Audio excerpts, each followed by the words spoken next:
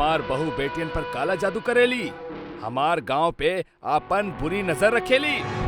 आज त तहार खेल खत्म ह चुड़ैल।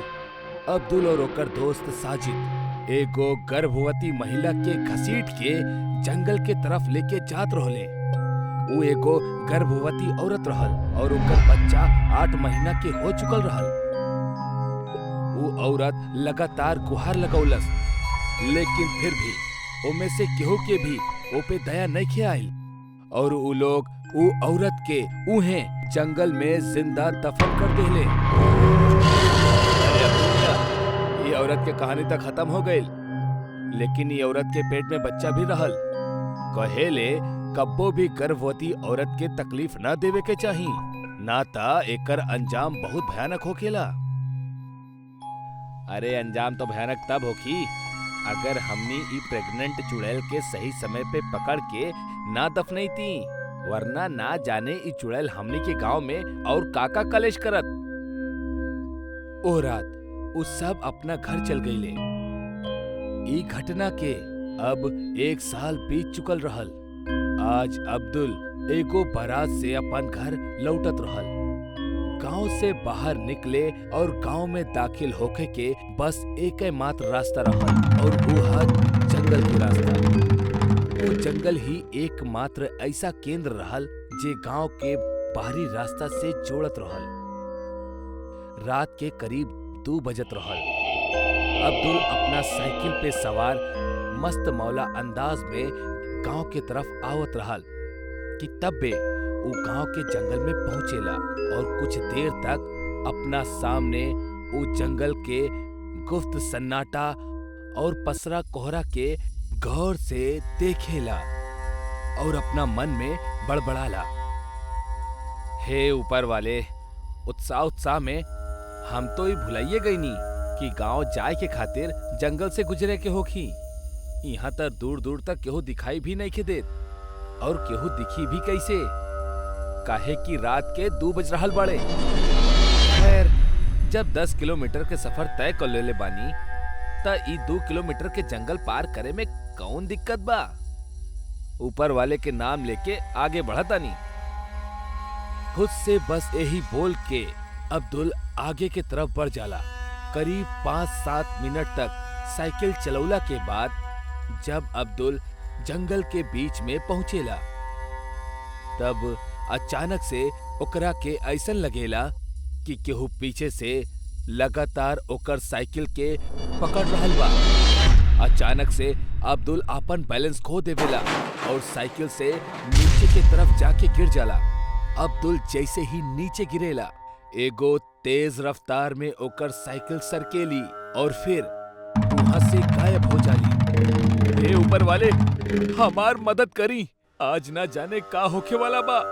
अब्दुल तेज कदम के साथ आगे बढ़ब शुरू कर देलस। जंगल के उ गुप्त सन्नाटा ओकर रगन में डर के तूफान के और बढ़ावत रहल कि तब बे तेज बिजली कड़कल और अब्दुल अपना सामने के नजारा के देख के एकदम स्थिर खड़ा हो गई, जैसे ओकरा सांप सूंघ गइल होखे। ओकरा ठीक सामने एगो छोट सा बच्चा खड़ल रहे जौन तेज किलकारी लगा के हंसत रहल।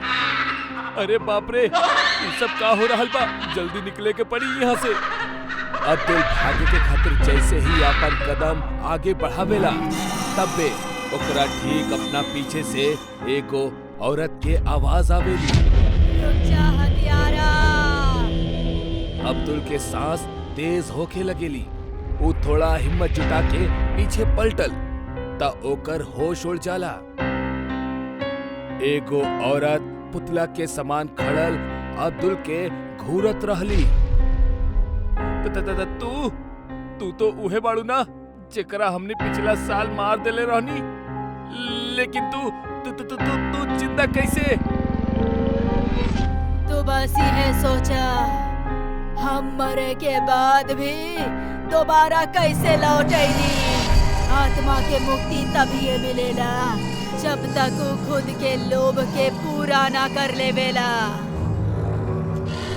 हम पिछला 1 साल से यही यही जंगल में तुहार इंतजार करत रहनी और आज रात तो घड़ी आ चुकल बा।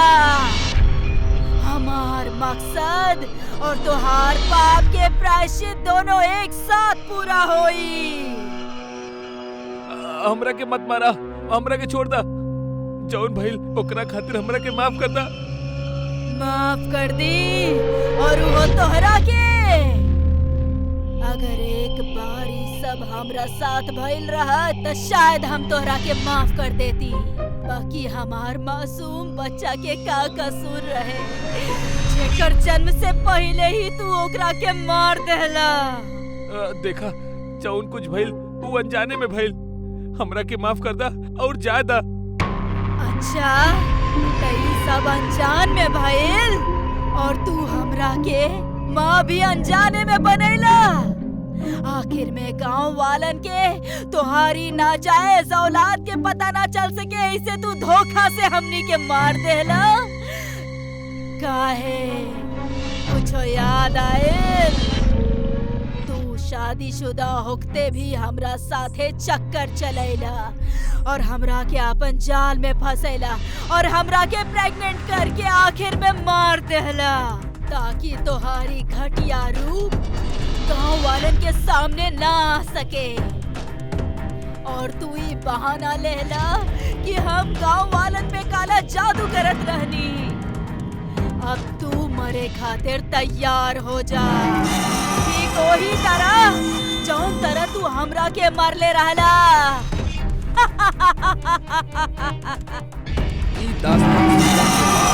अब तो डर के तेजी से वहाँ से भागे लागल।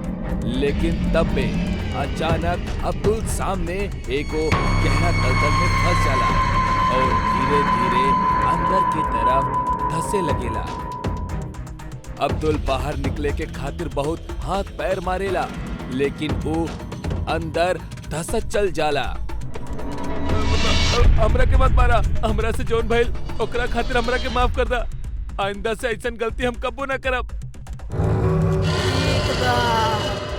जब तोहार पुनर्जन्म होई यानी अगला जन्म में ए चीज के ख्याल रखिहा। ई जन्म में तो हम तहरा के ना छोड़ब। इतना कहा थी अब्दुल दलदल के एकदम अंदर धस जाला और तब बे ओकरा आसपास खून बहे लगेला। एगो छोट बच्चा उहे दलदल के अंदर से ओकर जिस्म के नोचत रहल। अब्दुल चीखेला और चिल्लाला और चिल्लाहट के साथ अब्दुल उहे दलदल में हमेशा हमेशा के खातिर समा जाला। सन 1996 आज से तकरीबन 25-26 साल पहले के वो खौफनाक दास्तान जब भी याद आवेला त रूह कांप उठेला। हम उस समय 15 साल के रहनी और जून में हमार पापा के ट्रांसफर के कारण हमनी एगो दूसर जगह सेटल होके के पड़ल। ई जगह के खौफनाक सच से हमनी सब अनजान रहनी। एक दिन स्कूल से निकलत ही काला बादल ढाए लगले। हम इन्ने उन्ने छुपे के जगह ढूंढने लगनी काहे कि हमार घर यहीजा से 1.5 से 2 किलोमीटर दूर रहे और ऐसे में भीगे के पूरा संभावना रहे।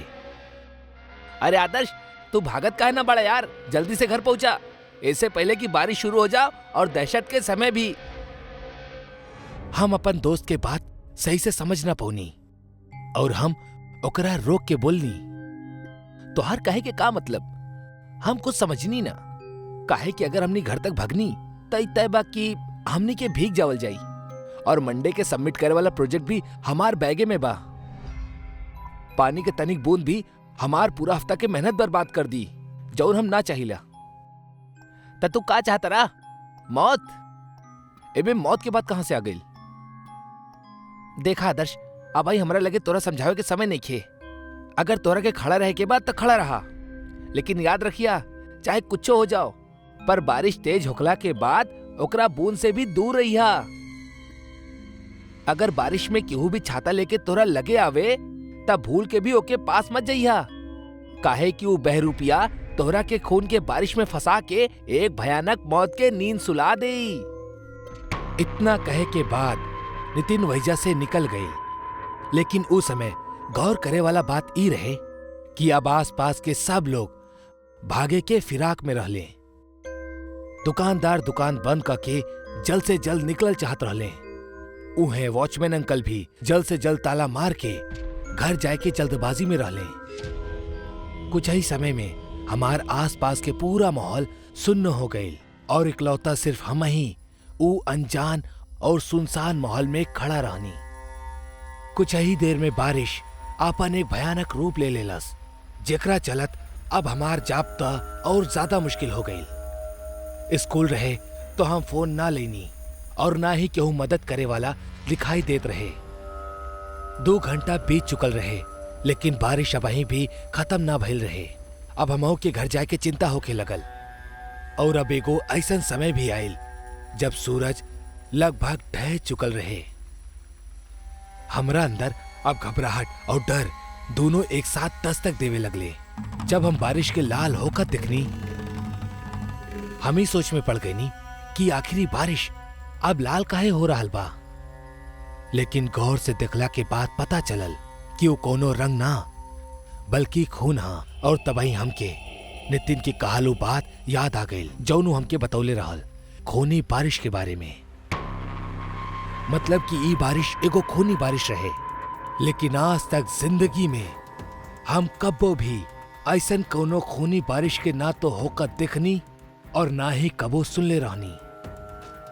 अब तो बदबू भी आवे लगल रहे और तबही हमके दूर खड़ल एगो आदमी दिखलस, जे छाता पकड़ के खड़ा रहल और एगो दीवार के एक टक घूरे जात रहल। हम ओकर नजरिया के कुछ समझ न पौनी और ओकरा आवाज देवे लगनी, हेलो ओ चच्चा, हेल्प करा प्लीज, हम ही बारिश में फंस गइल बानी।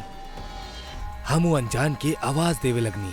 हमरा से काफी दूर खड़ा होखला के बावजूद भी वो हमार आवाज साफ सुन लेलस।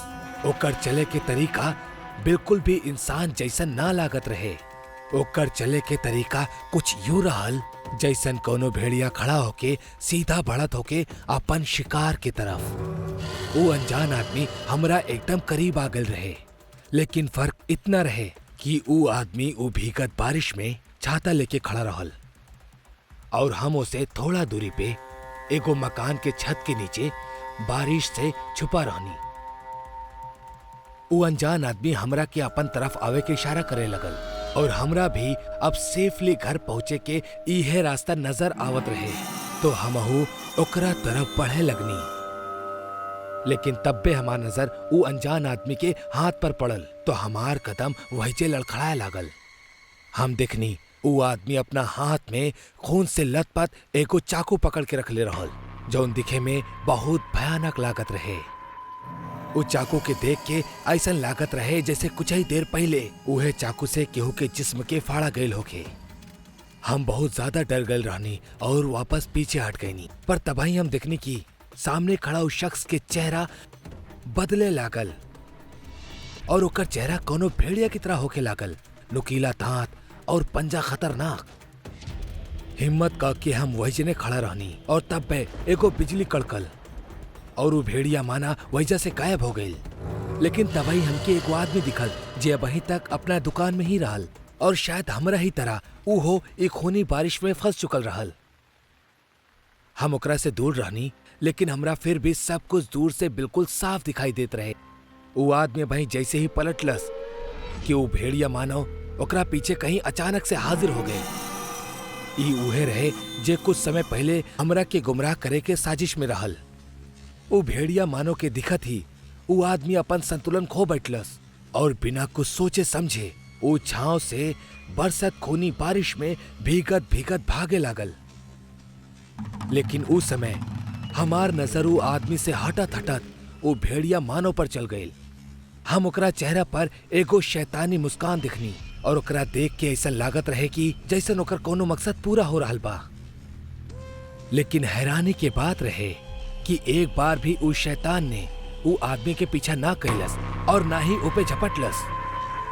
लेकिन बावजूद एकर कुछ देर बाद वो आदमी चिल्लाए लागल और भागत भागत अपना आप ही ओकर रफ्तार भी कम होके लागल। वो अपने आप सूखे लागल और कुछ ही पल में ओके शरीर के अतड़िया बाहर आवे लागल और रास्ता में ही गिर के ऊ बेहोश हो गई। जहां कुछ समय पहले ऊ 70 किलो के लागत रहे, सच बताएं तो अब ओकर वजन 10 किलो से भी ज्यादा ना रहे। तब बे दूर से ऊ भेड़िया मानो भागत होके वहीजा पहुंच गए और वो आदमी के घसीट के ऊ जंगल में ले गए। हमें को और चीज दिखनी कि वो आदमी के जब वो खूनी बारिश में खींचत होके वो भेड़िया मानो जंगल में ले जात रहल, तो ओकरा साथे कुछ और भी लोग रहले जो एकदम सूखा और बहुत ज्यादा डरावना दिखत रहे।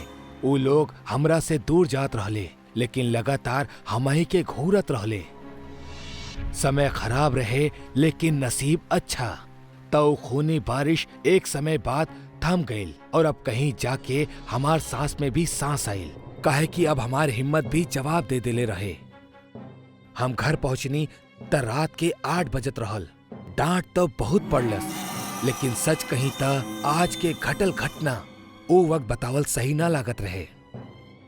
अगला दिन हम अपना दोस्त नितिन के घर गईनी अपना साथ घटल घटना के बतावे। नितिन, नितिन, बाहर आवा, हमके कुछ बात करे के बा। हमार आवाज देला के कुछ देर बाद नितिन के घर से एगो बूढ़ी औरत निकलस। के बड़ा बेटा, केकरा से मिले के बा? हम जवाब देनी, नितिन। ई सुनला के बाद वो बूढ़ी औरत की आंख में आंसू आ गए।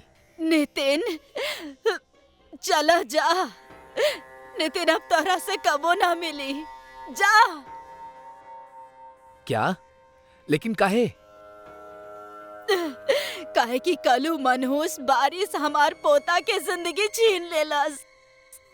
निकल गइल हमार पोता के शरीरू मनहूस बारिश। अब हम थोड़ा बहुत ई चीज के रिलेट कर पावत रहनी, काहे कि कल नितिन वो बारिश के शुरू होके के ठीक कुछ समय पहले ही निकलल रहे। हम गहरी सोच में डूब गई नी और उनकरा से वो खूनी बारिश के सच्चाई पूछनी। दादी, आखिरी गांव में बारिश के रंग लाल काहे होखेला? का गिरेला बारिश के पानी से? ई मनहूस गांव के पिछला 150 साल से हाय लागल बा। कहेले एगो जमाना में अचानक यहाँ पर भूखमरी फैल गईल रहे, जहाँ बारिश समय पर ना होखे के कारण ई गांव के बहुत सा किसान खुद के कत्ल कर लेलस और तबे एगो मनहूस काल भी पहरा देलस। ई गांव से एगो पुराना दुश्मनी निकाले के खातिर एगो तांत्रिक अपन गुलाम, जे कि एगो भेड़िया रहे, ओकरा मानव के भेष में यहाँ भेजलस, जे इंसान लोग के शरीर में से खून के गायब कर देत रहे। लेकिन कितना पूजा पाठ के बाद ये विधि के नियंत्रण में लावल गईल और अंत में ये निश्चित भइल कि गांव में कबो भी ऐसन बरसात ना हुई जेकरा से कौनो भी काम कइल जाए। लोगन के मुताबिक गांव के हाय लागल बा और यही कारण साल के 6 महीना ही गांव में बारिश होखेला। बाकी वो बारिश पानी के ना बल्कि खून के होखेला, जेकरा के खूनी बारिश के नाम से दहशत के दुनिया में जानल जाला।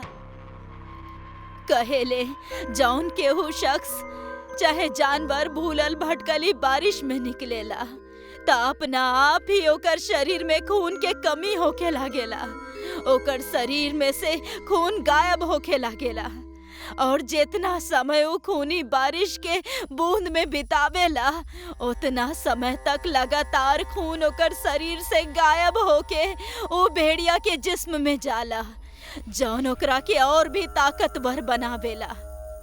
सच कहीं एकरा बात कुछ और सुने के हमार हिम्मत ना रहे। अब तक हम सब कुछ अच्छा तरह से समझ चुकल रहनी और हम वहीजा से फौरन अपना घर लौट गए नी, अपन दोस्त नितिन के मौत के मातम और एको भयानक दहशत के साथ है।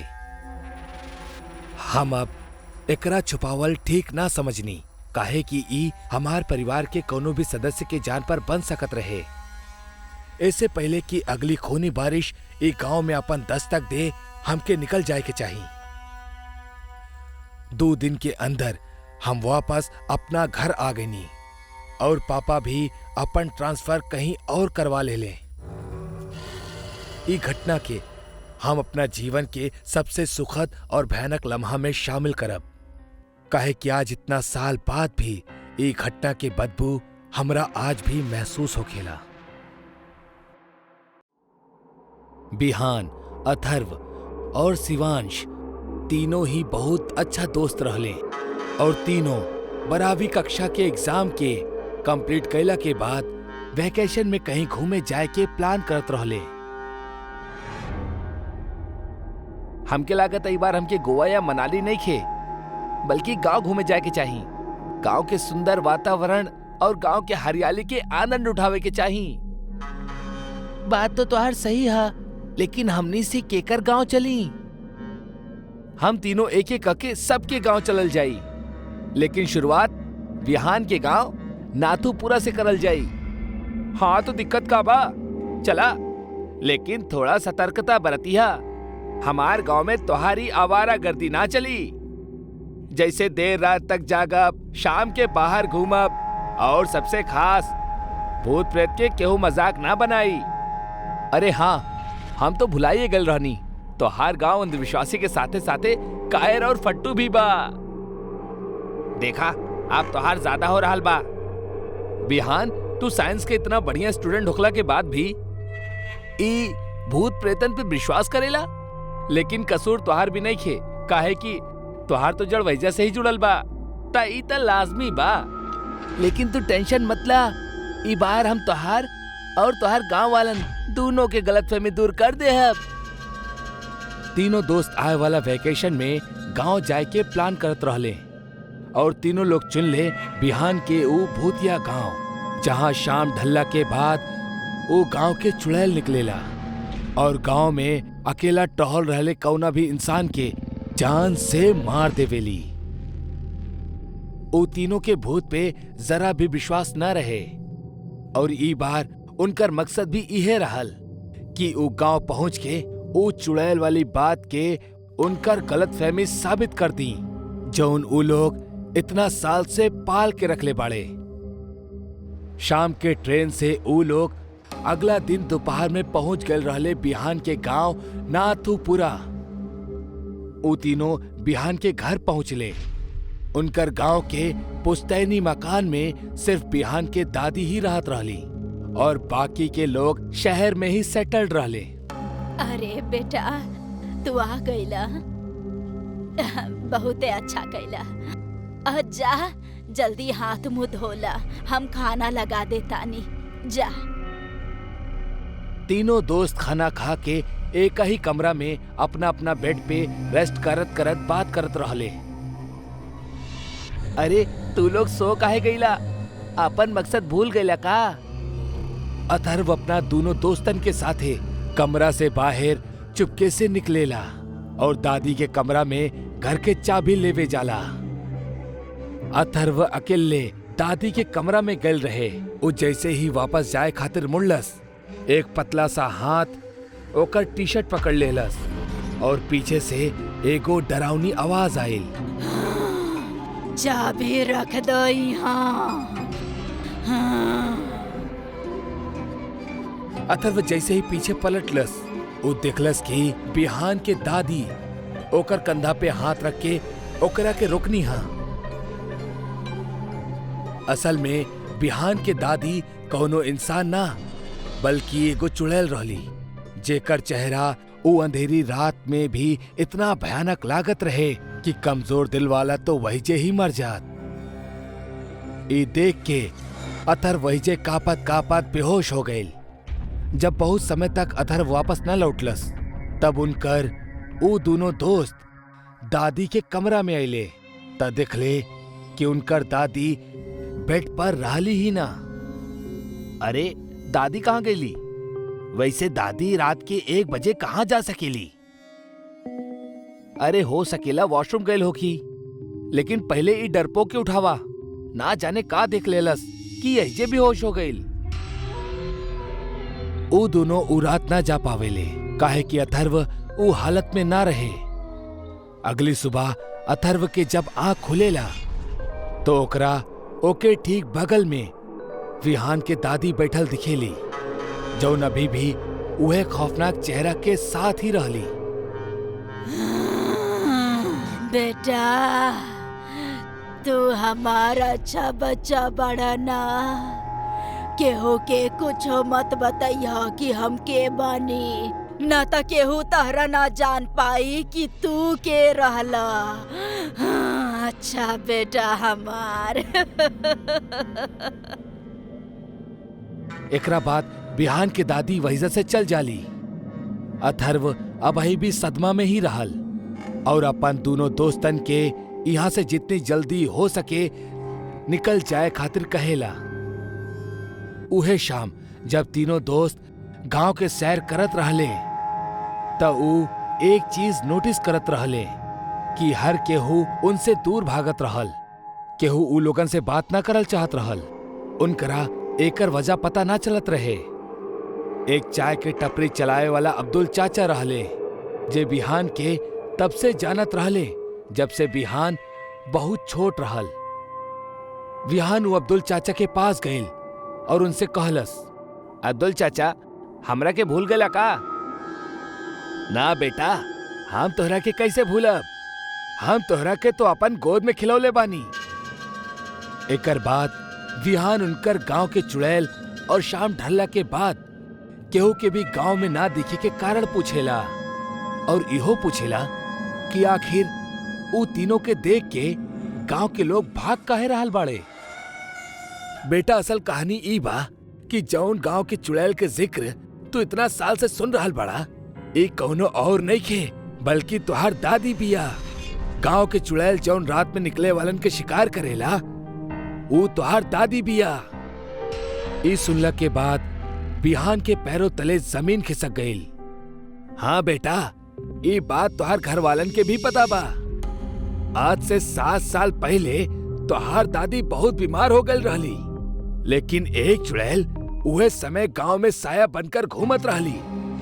ओके एगो शरीर के जरूरत रहे जेकरा मदद से ऊ अपन शिकार कर सके। जब गांव के लोग ओकरा के मारे गए तब तुहार दादी भी उनमें से एक रहली, लेकिन लौटत समय ऊ चुड़ैल तुहार दादी के आत्मा के बांसवाड़ी में बांध देलस और ऊ चुड़ैल के आत्मा तुहार दादी के शरीर में घर कर गई। तब से तुहार दादी एक गांव में हर रात मौत के खेल खेलेली। तू दिखले होगा कि तोहरा घर में कोनो भी भगवान के मूर्ति और पूजा के घर ना होई और अंधेरा में कभी भी दीप या कोनो भी रोशनी ना जलत हुई, काहे कि चुड़ैल शैतान के पूजा करेली, भगवान की ना। एकर बाद अथर्व भी कल रात वाली बात के जिक्र कैलस और अब तीनों काफी डर गए, काहे कि ई तीनों ऊ चुड़ैल के घर में रहत रहले और इहे वजह से केहू भी इनके करीब ना जा चाहत रहले। आप समझ जाइल कि हमार घर वाले हमरा के अपन गांव में काहे ना आवे दे चाहत रहले और ना ही वो लोग कबोई सच के बतौले। एकर बाद तीनों वो घर में गईले, सामान बंधले और फौरन निकले लगले, लेकिन तब बे पीछे से एगो आवाज आइल। इतना जल्दी जा रहल बड़ा बेटा, बाकी हम अब अपन पोता से अलग ना हो सकेनी। हमार माया खेल के कारण ही त हम ओकरा के अपन पास बुलैले बानी। अब तो हमार शरीर बहुते पुरान हो चुकल बा। अब हमार आत्मा के नया शरीर के जरूरत बा।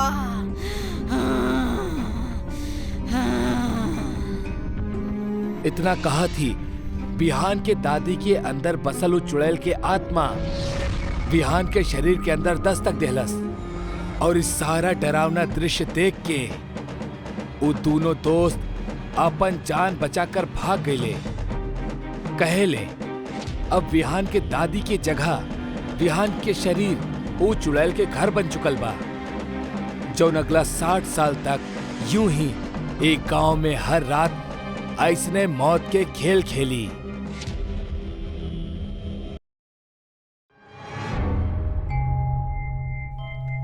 गुरुजी, सब बतावेले पिछला रात उषा के पति के एगो सियार उठा ले गई। का वाकई सियार रहल या फिर सियार के भेष में केहू और अपन माया रचत बा? बेटा, यह बात तक गांव वालन के समझ में ना आ रहल बा। हम ई बात साफ तौर पर कहले बानी कि शाम होखत ही अपन अपन घर के दरवाजा बंद कर लेवल करा, काहे कि ऊ एको रंग बदले वाली चुड़ैल बिया जे ना जाने कब और केकरा भेष में तोरा सामने हाजिर हो जाओ और तोरा एकरा जरा भी अंदाजा ना होखी। बाकी गुरुजी, काई सच बा कि गांव पर कोनो रंग बदले वाली चुड़ैल के नजर बा? गुरुजी, एकर पीछे के का कहानी बा? हमरा हिसाब से अब बहुत देर हो चुकल बा। बच्चा लोग, अब तू लोगन के भी घर जाए के चाही। सूरज ढले वाला बा। ऐसे में ए तरह ठंड और अंधेरी शाम में अकेले ना घूमे के चाही। लेकिन गुरुजी, आप सौम्या के सवाल के जवाब ना देले। आप उस चुड़ैल के हकीकत के बतावे से काहे घबरा रहल बानी? हकीकत त बड़ महात्मा पंडित भी ऐसन मनहूस पूर्णिमा के शाम ना बताई हैं। तब भला हम का चीज बानी? अब तू लोग अपना घरे जा, लेकिन जा समय हमार कहल कईल बात के खास ख्याल रखी हा। केहू भी दिखे ता ओकरा के ना टोकी हा, और अगर तोहरा केहू पीछे से आवाज लगावे ता ओकरा भूल के भी जवाब मत दई हा। ठीक बा गुरुजी, अब हमनी यही से जात आनी। सूरज ढले वाला रहल जब दो भाई बहन निखिल और सौम्या एगो बूढ़ पंडित की कुटिया से लौटत रहले। अक्सर वो दोनों उ पंडित के हाल समाचार जाने के खातिर आ ही जात रहले। आज वो दोनों उ पंडित से एगो रंग बदले वाली चुड़ैल के बारे में सुन के लौटत रहले। निखिल, जल्दी जल्दी चला, वो चुड़ैल कबो भी आ सकेली। घर पे मम्मी पापा भी इंतजार करत होइए। जल्दी जल्दी चला। हाँ, सही कहा तारू। लेकिन का एक पल के खातिर तोरा के ऐसा लागल कि जे कुछ गुरुजी उस चुड़ैल के बारे में बतौले वो सही होखी? काहे कि आज ही तक तो हम केहू रंग बदले वाली चुड़ैल के ना दिखले बानी। निखिल, तो चुप रहो, ओकर नाम मत लो और चुपचाप सीधा चलत रहो। चलो। दोनों एगो जंगल के रास्ता से गुजरत रहले। तब बे निखिल के एगो छोटा सा आइसक्रीम वैन दिखेला। निखिल उ वैन के तरफ इशारा क के सौम्या के दिखावेला। अरे सौम्या, वो देखा आइसक्रीम। आहा, कसम से मजा आ जाई। रुको निखिल, ए तरह केहू भी अनजान वस्तु के तरफ आकर्षित होके के गुरुजी मना कैले रहले हमनी के। अरे छोड़ा भी तू, जल्दी से वही जा चलल जाओ। निखिल के आइसक्रीम बहुत पसंद रहे, जौन वजह से वो खुद के रोक ना पाइल और भागत भागत वो आइसक्रीम वैन के पास जा पहुंचल। वो आइसक्रीम वैन के आसपास केहू भी दूसर शख्स ना रहे, यहाँ तक कि कोनो दुकानदार भी ना रहे। और निखिल इस मौके के जमकर फायदा उठौलस और बिना सोचे समझले वो वैन के अंदर से 2-3 आइसक्रीम निकाल के खा लेलस कि तब बे ओकर पीछे से एगो आवाज गूंज उठल। खा बच्चा लोग, मान भर के खा, काहे कि बहुत जल्द हम तोहनी के खाए वाला बानी।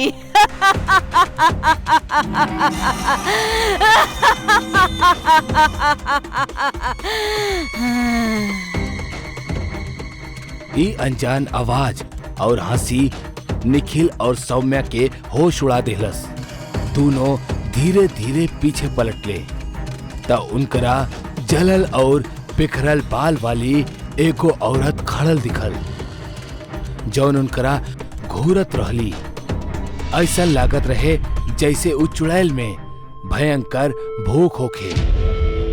निखिल और सौम्या दोनों उ डरावनी औरत के देख के डर जाले कि तब बे निखिल के चक्कर आवे लागल, जैसे वो बेहोश होके जमीन पर गिर पड़ेला। और तब बे वो औरत एकदम तेजी से उनकर तरफ बढ़ेली। निखिल और सौम्या आखिर गए कहां? बस यह सवाल अब उनकर परिवार वालन के मन में भी रहल, काहे कि रात के 12 बजत रहले और अब तक वो दोनों घर वापस ना लौटल रहले। अरे धारिनी, ना जाने हमार बच्चा लोग कहाँ रह गए। दोनों में से केहू भी अब तक ना लौटल। अजी हमरा के का कहे नी, हमार तक खुदे हाल बेहाल हो रखल बा। जबकि हम 50 बार समझाइले बानी कि शाम होते बच्चा लोग के घर से बाहर ना भेजे के बा। और आजकल तक गांव में हर जगह वो रंग बदले वाली चुड़ैल के चर्चा हो रखल बा। तू भी ना धारनी, कुछ भी बोले लू, शुभ बोलबू तो शुभ होखी। वैसे भी आज वो दोनों जिद करत रहले कि उनकरा के गुरुजी से मिले जाए के बा, ता हम जा देहनी। अब एमे हमार का गलती बा? अरे वो सब तो ठीक बा जी, बाकी बच्चा लोग के ए तरह अकेले भेजे के का जरूरत रहे? हाँ भाग्यवान, तू ही सही बाड़ू। लेकिन अब हमके ई बतावा कि का हमनी ऐसने बहस में समय गवाई या अपन बच्चन के ढूंढे खातिर कोनो कदम उठाई? आप खुद भी तो उन लोग के साथ जा सकत रहले ना। आप कहनी कि वो दोनों गुरुजी के पास जाए के जिद करत आड़े, तब तो हमनी के भी तुरंत गुरुजी की कुटिया पहुँचे के चाहिए। अब आगे के रास्ता हमनी के उहे दिखाई है। हाँ हाँ, तू सही कहा तारू। चला तुरंत गुरुजी के पास चल जाओ। दोनों बच्चन के एक साथ गायब होखला की वजह से केदार और धारिनी दोनों बहुत परेशान और हताश होके गुरुजी के कुटिया पहुंचले। वो दोनों वो कुटिया के मिट्टी वाले दरवाजा के थपथपावे लगले। कुछ देर में वो बूढ़ा पंडित अपन कुटिया से बाहर निकलेला। अरे तू दोनों इतना राती में यहीजा का कर रहल बड़ा? सब कुशल मंगल तो बा ना? अरे का कुशल मंगल महाराज, हमनी के दोनों बच्चा निखिल और सौम्या लापता बाड़े। का मतलब वो दोनों अभी तक घर ना पहुँचले? अरे गुरुजी, अगर हमार बच्चा लोग सही सलामत घर पर मौजूद होखत तो हमनी इतना रात गए आपके काहे कष्ट देती। अब आप ही हमने के कुछ सहायता करी।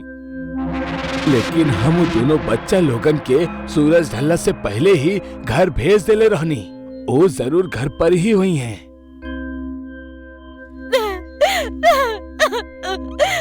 महाराज, का आपके हमनी के बात पे तनी संकीन नहीं के? आप खुदे हमनी के घर चल के देख ली। ठीक बा, चला हम यह वक्त तोहार घरे चले खातिर तैयार होता नहीं। एकर बाद गुरुजी समेत वो दोनों भी अब अपन घर पहुंच जाले। जहां दरवाजा खोला थी, उनकरा बिस्तर पे निखिल और सौम्या सुतल दिखाई देत रहले। अरे हमार बच्चा लोग निखिल, सौम्या, भगवान के लाख लाख शुक्र बा कि हमार बच्चा एकदम सही सलामत हमरा पास बाड़े। बहुत बहुत शुक्रिया। आपके बहुत बहुत शुक्रिया गुरुजी। आप हमनी के साथ एजा तक नहीं। कोनो बात ना केदार, बस अब से आपन बच्चन के खास ख्याल रखी हा। तब भी धारिनी चीखेली, हे भगवान, ये का हो गइल हमार बच्चन के? अजी अजी जरा जल्दी आई, ये देखी। का भइल धारिनी, तू ई तरह काहे चीख रहल बाड़ू? जब केदार धारिनी के पास पहुंचेला तब ओकर भी रोंगटा खड़ा हो जाला। वो देखेला कि ओकर दोनों बच्चा के गर्दन काट दिहल गइल बा और दूर से देखे पे लागत रहल कि वो सो रहल बाड़े। लेकिन करीब जाके देखे पे पता चलेला कि वो दोनों के सिर उनकर जिस्म से अलग कटल बा। केदार और धारिनी दोनों अपन बच्चन के लाश देख के दर्द से रोए लगले। तब भी पीछे से उनकरा एगो डरावनी हंसी सुनाई देवेली। उ दोनों जब पीछे पलटले तो उनकर सामना एगो और आफत से हो जाला। उ दोनों देखेले कि उनकर सामने अब उ रंग बदले वाली चुड़ैल खड़ल बिया, जौन गुरुजी के भेष बना के उनकर साथ साथ ही आयल रहे। उ हंसत हंसत कहेली, अच्छा बेवकूफ बनैनी तोनी दोनों के। हम तो तोहार दोनों बच्चा के ठीक ही तरह अपन जाल में फंसा के कब के मार देले रहनी। बाकी तू अगर उ पंडित के पास पहुंच जाइतू तो शायद उ पंडित फिर से हमरा के जंगल में बांध दे।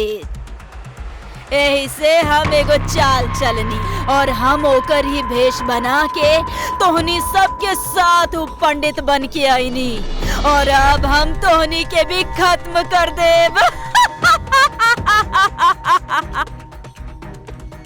दुष्ट औरत, तू हमनी के बच्चन के मार देलू, हम तोरा के जिंदा ना छोड़ब।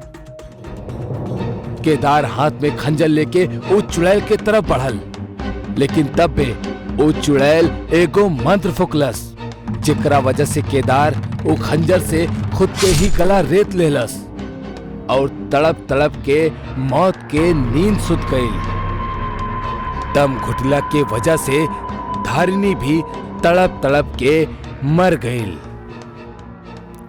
अगला सुबह गांव वालन जब केदार के घर के ई दृश्य दिखले त उ सब भी कांप उठले और गुरुजी के बुला ले। हे भगवान, ई दृश्य देख के हमार कलेजा जल रहल बा। हमरा ई दोनों के अकेला घर भेजे के ही ना चाहत रहे। ई सब उहे चुड़ैल के काम हा, जे अपन रंग बदल के गुमराह करेली और फिर अपना मकसद के अंजाम देवेली। गुरुजी के मुताबिक पिछला रात उ अपन कुटिया में मौजूद ही न रहले, उ कोनो पूजा में गल रहले और ई बात उ चुड़ैल के पता रहल और जौन एकर खूब फायदा उठौलस और गुरुजी के भेष में साजिश रचलस और अपन खून के प्यास के बुझा देलस। गुरुजी सब गांव वालन में एगो मायावी ताबीज के बांट देले, जेकरा गांव के हर शख्स के अपना घर के बाहर लटकावे के कह देले, जैसे वो रंग बदले वाली चुड़ैल के माया काम ना करी। गांव वालन गुरुजी के नियम के पालन कैले और उ ताबीज के अपन घर के बाहर लटकावल शुरू कर देले, जैसे गांव में होके वाली भूतिया घटना कम होके लगल। लेकिन आज भी ओ रंग बदले वाली चुड़ैल के केहू अजनबी के तलाश हा कि कैसे ओकरा मौका मिले अपना एगो और शिकार के अंजाम देवे के। नितिन ए बेर अपन छुट्टी बितावे खातिर अपना दोस्त राघव के गांव गए रहे। ओकरा पास अबही 2 हफ्ता बाकी रहल, जौन वो गांव में बितावे वाला रहल। एक शाम ऐसने बरामदा में बैठ के नितिन राघव से पूछेला, यार ये तोहार गांव कुछ ज्यादा ही अजीब सा है, मतलब ना बिजली ना पानी, ये सब तो फिर भी समझ में आवेला, लेकिन यार ऐसन का है कि शाम ढलला के बाद ये गांव में कोनो परिंदा भी नजर ना आवेला। ऐसन का अजीब है तोहार गांव में? भाई नितिन, हम तारा के कितनी बार समझौले बानी, ऐसन उठ पटांग सवाल मत पूछल करा। बस इतना समझला कि जैसे यहाँ के लोग रहे लेना वैसने रहे की कोशिश करा। कल रात के भी हम तारा के बात करत करत छत पर जात दिखनी। हम तोरा के बोल के रख ले बानी, एक बार अंधेरा हो जाओ तब फिर बेडरूम में चल जाइया और फिर शांति से रहे के। वाह भाई, अभी गांव वाला का कम रहले, अब तू भी ये फालतू बकवास में शामिल हो गईला। भाई ये 21वीं सदी है, तू अब तक ये भूत प्रेत में फसल बड़ा। देखा नितिन, हम तोहरा के पहले भी बोलले बानी और अब भी बोलब, अगर अपन सलामती चाहेला तब जब तक तू गांव में बड़ा सावधान और सतर्क रहिया। इतना कह के राघव अपना कमरा में चल जाला। हिन्ने अकेला बैठल नितिन राघव के बात के मन ही मन सोच के हंसत रहल। ई राघव बिना जब वो गांव आवेला एकर हाव भाव ही बदल जाला। वैसे ई सब बेवकूफ बाड़े, लेकिन हम इनकर तरह डरे वाला में से नहीं खे। अरे जौन चीज होखबे ना करीले ओकरा चक्कर में हम अपन आजादी काहे के छोड़ी। नितिन के राघव के बात पे जरा भी यकीन न रहल और ना ओकर मन में कोनो डर रहल। लेकिन जैसन की एगो कहावत प्रचलित था, कई बेरी डरल जरूरी भी होखेला, काहे कि कई दफा ये आपके मौत और भयानक तबाही से बचा भी सकेला।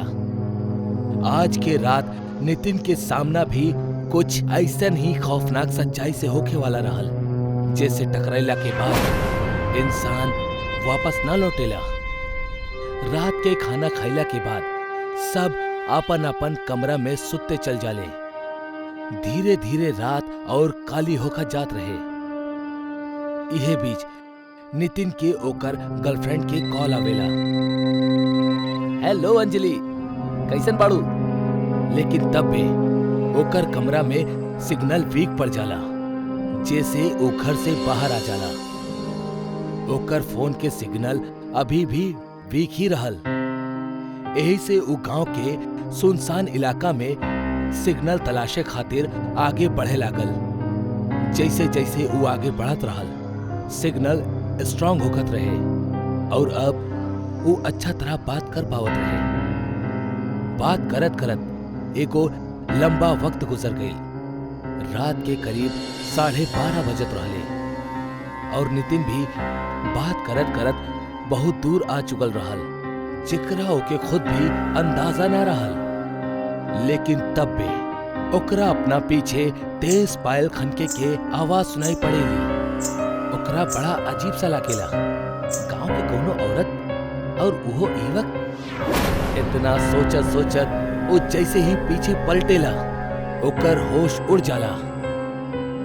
एगो जलल चेहरा वाली औरत, जेकर पैर उल्टा रहल और आंख काली, वो ओकर करीब आवेली और एकर साथ ही नितिन एकदम जोर से चिल्लाए लागल और वैसे फिसल कर गिर गई। एकर साथ ही ओकर फोन के बैटरी भी जवाब दे देवेली और फोन स्विच ऑफ हो जाला।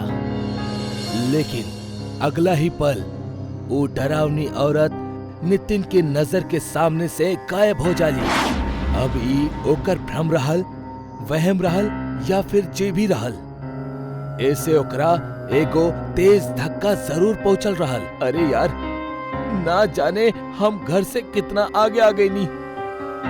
यार कहीं वो राघव के बात सच तो नहीं किए?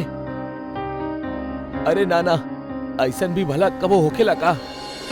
छोड़ा यार, अब जल्दी से घर जाता नहीं। अगर घर वाला जाग गेले और हमरा के ना पौले तब बहुत गुस्सा करी है। इतना सोचत सोचत नितिन तेज कदम के साथे घर के तरफ बढ़े लागल।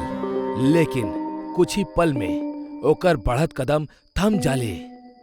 ई देख के कि सामने एगो पेड़ के लगे एगो उल्टा पैर वाली औरत सीधा खड़ल बाड़ी। भले वहां पूरा अंधेरा रहल, लेकिन चांद के रोशनी में नितिन के वो उल्टा पैर साफ साफ नजर आवत रहले, जौन वो औरत के रहल। वो औरत पेड़ से सटल नितिन के ठीक उल्टा दिशा में खड़ल रहली, जौना वजह से वो ओकर चेहरा ना देख पावत रहल। ई बार फिर ओकरा के शक होके लागल कि कहीं ई फिर से ओकर वहम तो नहीं खे। लेकिन ई बार जौन देखत रहल वो ओकर वहम ना, एगो खौफनाक सच्चाई रहल। एकरा बाद वो वापस पीछे मुड़ जाला और अपन रास्ता बदल देवेला और दूसरा रास्ता से घर के तरफ जाए लागल। ई रास्ता एगो कच्चा सड़क जैसन रहल, जौन की एकदम सुनसान और अंधेरा में खोवल नजर आवत रहल। नितिन घबरात घबरात लगातार वो रास्ता से आगे बढ़त रहल। लेकिन एको और बात रहल कि ओकरा खुद ना मालूम रहे कि ई रास्ता आखिर जाला कहाँ। अब काहे कि वही गांव से ना रहल ता ओकरा बहुत कम जानकारी रहे यहाँ के लोग और यहाँ के सड़क के बारे में। वो बस ऐसने चलत जात रहल काहे कि मेन रोड पे वो चुड़ैल घात लगौले खड़ल रहली। नितिन कच्चा रास्ता पे भी काफी आगे आ चुकल रहल और तब बे अचानक वो रास्ता खत्म हो जाला। ये देख के ओकर होश उड़ जाला और तब बे अचानक से सामने उहे औरत प्रकट हो जाला जो ओकरा अब वही चौराहा पर दिखल रहली। नितिन डर के मारे कपकपाए लगेला। ओकर इतना हिम्मत भी ना होकत रहे कि वो ठीक से खड़ा भी हो सकेले। तब बे वो उल्टा पैर वाली चुड़ैल एक भयानक आवाज में बोलेली, का तहरा ई गाँव में देर रात भटके के अंजाम नहीं खे मालूम। अंजाम केवल मौत बा, मौत। अब एकरा खातिर तैयार हो जा।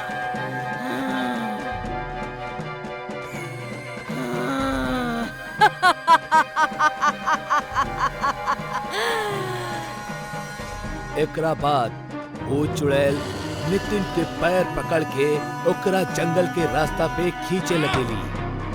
नितिन लगातार रहम के भीख मांगेला। ना, अरे हमरा के छोड़ दा, हमरा के ना मालूम रहे, हमरा के ना मालूम रहे। ई सब चलत ही रहल कि तबे ओकरा एगो और आवाज सुनाई देवेली, नितिन, नितिन। ई आवाज राघव के रहल। ई आवाज के सुनत ही नितिन खुशी से चिल्लाए लगेला, राघव, हमार भाई, हम एजा बानी, जल्दी से आजा। राघव अपना दादाजी के साथ हाथ में मशाल लेके वहीं आ जाला। मशाल के देखत ही वो उल्टा पैर वाली चुड़ैल वहां से गायब हो जाली और नितिन मौत के मुंह में जाए से बाल बाल बच जाला। जेकर डर रहल वही भइल ना। हमके तो से इहे उम्मीद रहल। वो तो शुक्र है तोहार गर्लफ्रेंड के जौन कॉल कट होखला से पहले तोहार चीख सुन लेलस और तुरंत हमरा के कॉल कैलस और हमने के यहाँ पहुँच गई, वरना आज तक तोहार जिंदगी के चैप्टर क्लोज रहल। अरे हाँ यार, अब हमरा के याद आ गई जब हम पहली बेरी उस चुड़ैल के देख के चिखले रहनी तब हमार फोन चालू ही रहल। तोहार बहुत बहुत शुक्रिया दोस्त। तोहार जैसन बच्चा ना जाने की उम्र में काहे इतना नादानिया करेले। जब तोके बोलल गइल हा कि एगो उल्टा पैर वाली चुड़ैल ई गांव में हर रात घूमेली और जवान पैर के तलाश में होकेली तब तोके ओकर खौफ होके के चाही। खैर, ऐसन बेवकूफी फिर कबो दोबारा मत करिहा। एकरा बाद सब अपन अपन घर लौट चले। गांव घर में यही मानल जाला कि चुड़ैल के पैर हमेशा उल्टा होखेले, जैसे कि आप एगो बड़ा सा भीड़ में भी ये पहचान सकेले कि कहीं इंसान के भेष में आपके सामना कोनो चुड़ैल से तना भइल।